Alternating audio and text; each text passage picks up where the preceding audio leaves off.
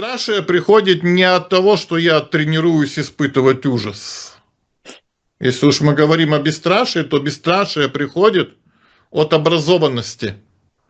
Образованность – это значит, я понимаю, что происходит.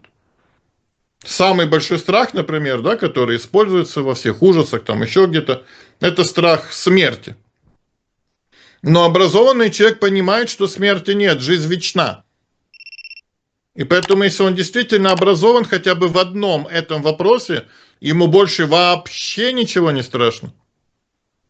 Он бесстрашный, потому что главный страх жизни – это страх смерти. Если страх смерти уходит, все остальные страхи – это смешные страхи.